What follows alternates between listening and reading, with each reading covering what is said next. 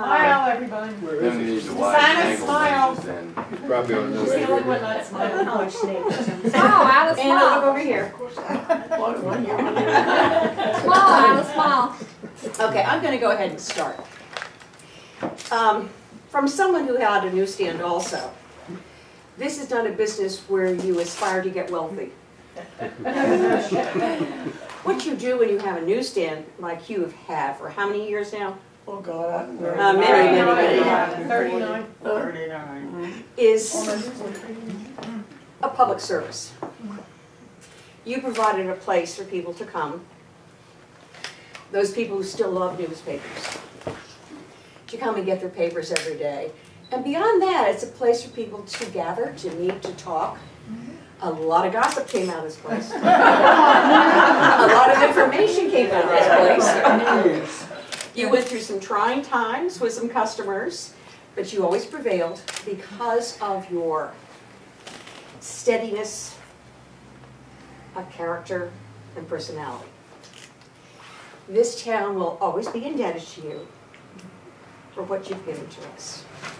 So I'd like to read an official proclamation, if I may. The town of Chestertown, declaring May 24th, 2012, Anna Scott Cole Day in Chestertown, Maryland. Whereas Anna Scott Cole is retiring on May 24th, 2013, and closing the Scotty store on High Street that was started 39 years ago.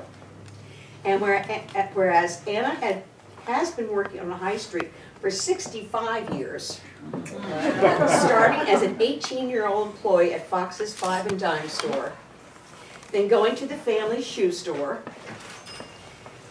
and finally by opening Scotty's shoe store in the newsstand. You know, I'm going to interject here. It has been so much fun when people would ask where you get your papers, and we said the shoe store. You know, Scotty's Shoes News. Whereas under Anna's ownership, Scotty's became the unofficial visitor information center on High Street, serving as a greeter to all who come to Chestertown. Whereas upon Anna's retirement, part of what makes Chestertown so special will be lost forever. Be it therefore resolved that the town of Chestertown honors its daughter, Anna Scott Cole, for her tireless dedication to Chestertown and for making Chestertown her hometown and its citizens proud of her. And be it further resolved that I, Margot G. Bailey, Mayor of Chestertown, proclaim May 24th, 2013 as Anna Scott Cole Day in Chestertown, Maryland.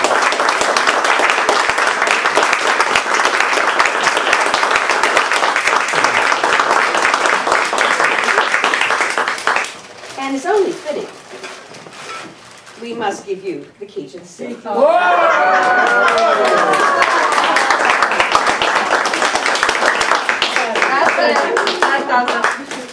We expect you to be downtown every day at 4:30 in the morning unlocking all the doors. Hold up your key, Miss Anna. We also have a small pewter plate that says Chestertown, Maryland, found in 1706. That's nice. So you see these things, you say, I must come downtown. I must come down. I must come downtown. You've got a lot of fans and people who love you. Thank you. And all we want is the best For you. for the coming days. Thank you.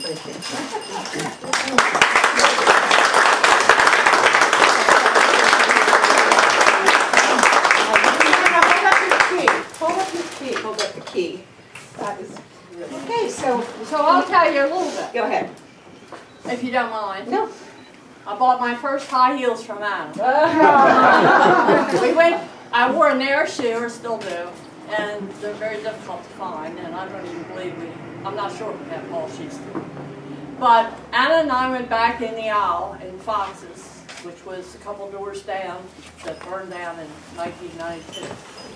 And we went in the aisle, we couldn't find a thing. I was sold at 15, and I just had to have a pair of high heels, because everybody else had a pair. All my girlfriends had a pair. So we found this god-awful looking pair of brown high heels, and it was summertime. And I said, well, maybe this is the only pair that fits me.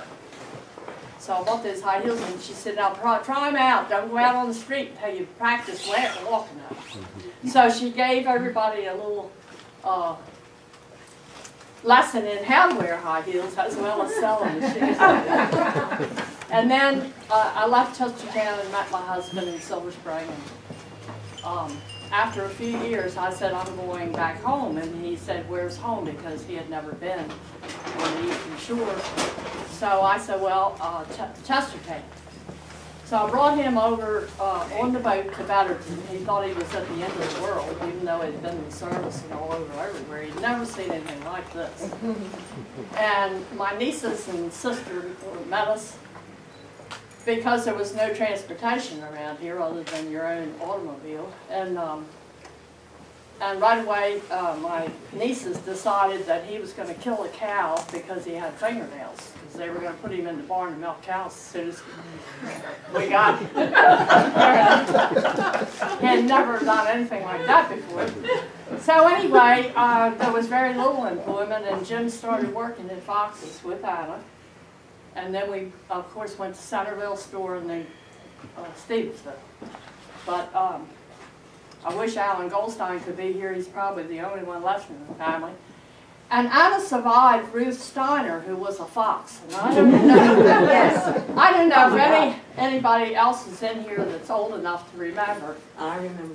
But Ruth was the toughest person to work for or live with. I mean, she would destroy a whole set of dishes on her husband in 15 minutes if she got mad about something. And sometimes she did do that.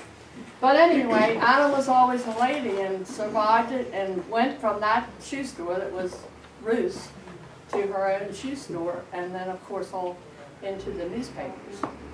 So that's a little of the history that I remember. Very good. It's good stuff. Anybody else have anything they want to add to I just want to say that you may lose her down here, but we still have her in the Fourth Ward. She lives. And she's tough there too.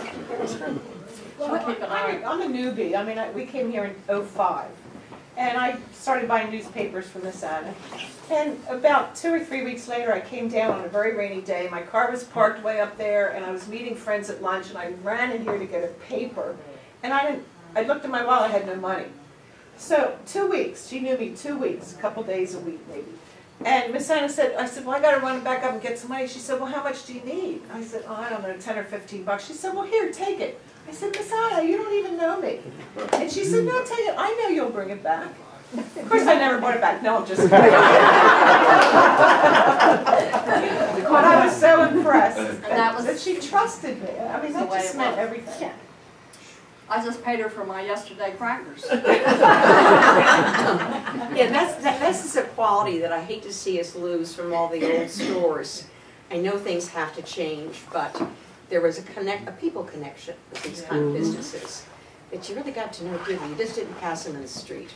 You stopped and talked. I remember Tom McHugh, who does Mainstay, and he would say in the summer times he taught at Vassar that it took him an hour and a half to get his mail. Because he got his mail and he came down to the shoe store, he came here, it took him an hour and a half to get his mail. Because you stopped and you visited everybody. Well, shall we have, oh, you want to say something? Yeah, I do want to say something, how Miss Anna and Lanny Parks made up a cultural center in Chestertown, and your willingness always to put up posters, have tickets here, give information out. It's just something that we'll just hold in here all the rest of our lives, and I'm also a come here, so I appreciate sell this. tickets anymore? Yeah, really. For everything. For everything. For everything. Including Cow Plot Bingo. Which she currently has, I might add.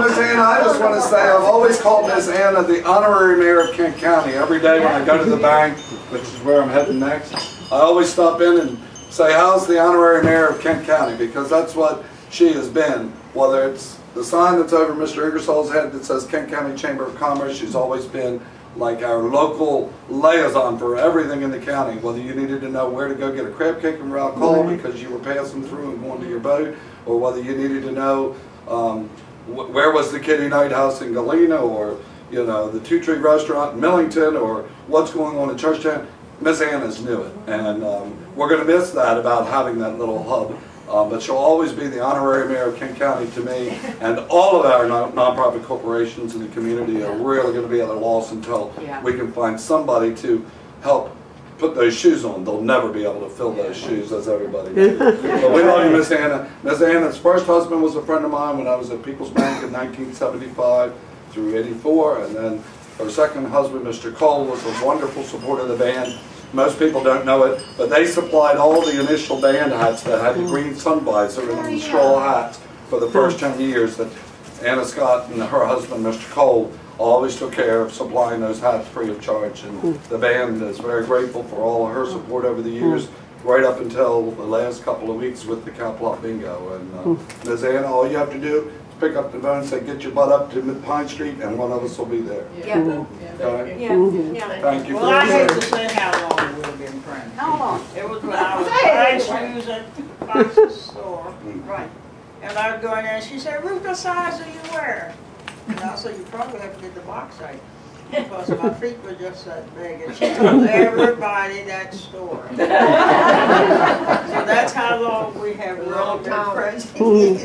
And long time. Well, Ruth, you lived on Cannon Street at that time? And I always babysat for a while. She slept in the afternoon. So I was here almost every day. So I would take care of the store while she slept.